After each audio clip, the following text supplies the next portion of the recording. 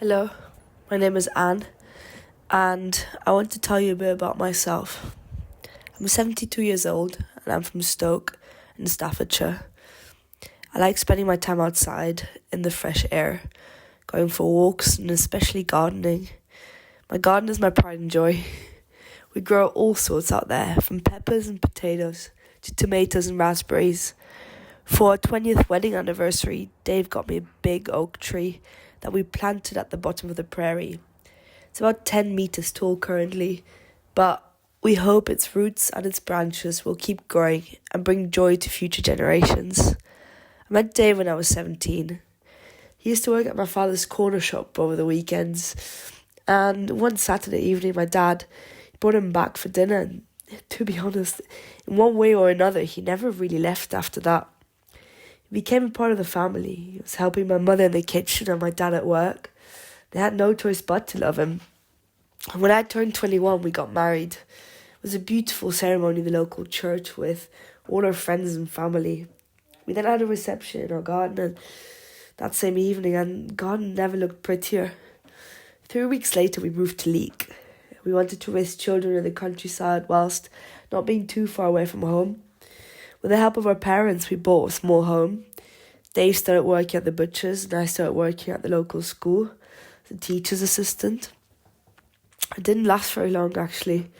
A couple of months in, we became pregnant with our first, and I decided to stop working and focus on our family. We have 2 girls, Grace and Mary. They honestly could not be more different. Mary, the oldest, is just like me, happiest outside, very energetic, and sometimes too kind for her own good. Grace is much quieter. She's very clever, and always dreamed of going to Oxford and learning how to build planes. These days, she actually did go to Oxford for English Lit. She loved it. We used to do a lot as a family of 4. Day trips to the peaks, or even the lakes if we felt brave enough. Midweek visits to the community centre.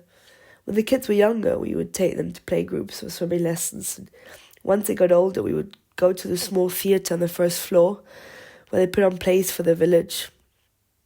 We had countless evenings of sitting around in the living room, playing cards and teasing Dave for what felt like hours. I think we were good parents. Well, actually, you would probably have to ask them, but I think we were good. Supportive, accepting, encouraging. It's what we tried to be. Mary's now married to Tom. They've got 2 boys and 1 girl. They live 5 minutes away from us, which is very nice. Boys are an absolute handful. Somehow they seem to be managing. When they don't, they just drop him off for a sleepover. Grace has moved to London. Selfishly, I wish she hadn't. But the big city does suit her, and she does seem happy there. She's working for a company called K something. A lot of consonants I can't really pronounce.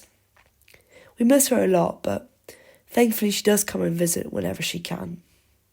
And then one day, all of a sudden, this life we built, the memories we shared, started slipping away from me.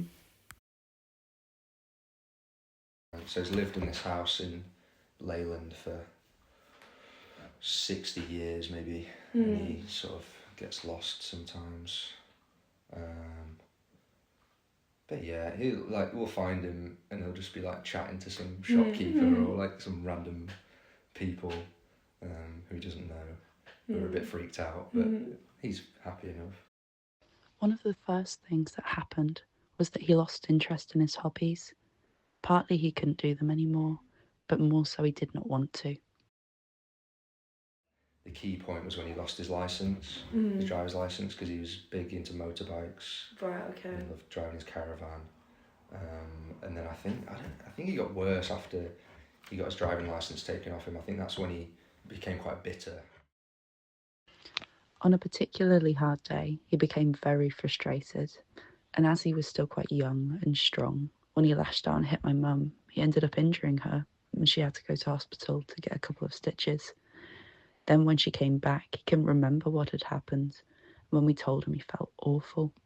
It's like grieving someone slowly because they're getting less and less like themselves every day. Like, I don't know if it would have been that different, but I think if I'd been there